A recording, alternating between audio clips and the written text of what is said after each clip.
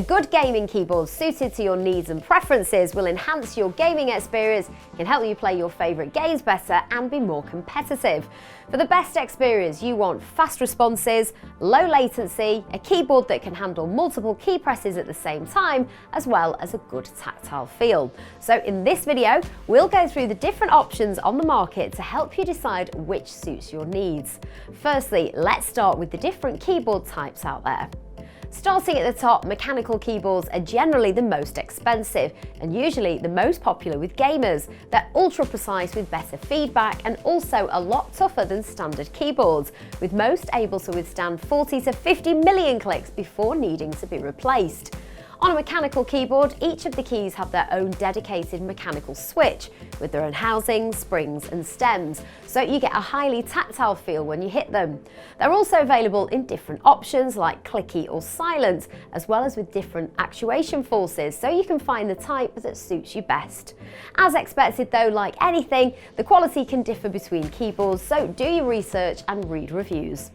Cherry MX switches are regarded as the best out there, and they tend to be the ones used by the big brands like Corsair, with some other big brands like Razer offering their own switch type. It's always worth checking a review if it's a brand you haven't heard of though, as just because a keyboard is sold as mechanical, it doesn't mean that they're all the same.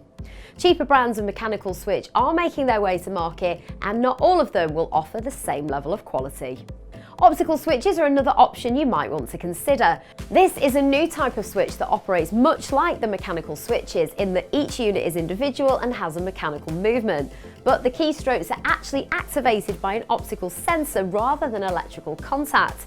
They have the potential to offer much higher lifespan than both other keyboard types and offer many of the benefits of the mechanical switches and even some advantages. It is, however, relatively new with only a few brands available, so it is yet to break into the mainstream. And then you also have membrane keyboards. Generally, these are the cheapest option. Lots of research has gone into membrane keyboards recently, with many brands launching hybrid options that sit between traditional dome keys and mechanical switches. Each brand has its own name for their iteration, so the only way to really understand exactly what you're getting is to look at the details of the individual product. Generally, the latest options are a step up over traditional membrane keys, so they'll have a price that sits higher up in the stack. Membrane offers a more squishy experience that doesn't always feel as precise as a true mechanical switch, and they generally have more limitations. For example, key rollover, also known as N key rollover, where N stands for the number of keys that can be pressed at the same time. Cheaper membrane keyboards may only allow for 1 or 2 keys to be pressed at the same time, which for gaming can be a problem, especially on fast-paced games like first-person shooters. Higher-end versions can go as high as 24 key rollover. You also want to check that your keyboard has anti-ghosting features. Ghosting can happen when you press certain keys simultaneously, and then the keyboard registers a press on an adjacent key that you didn't press at all, which of course in gaming can be disastrous.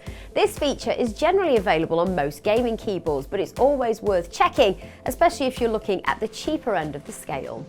Next thing to consider is a wired keyboard versus a wireless one. Generally, wired has always been the best option with the lowest latency and the highest reliability. However, there have been some advances in the wireless market recently that have allowed sub 1 millisecond response over wireless, like Corsair's Slipstream technology.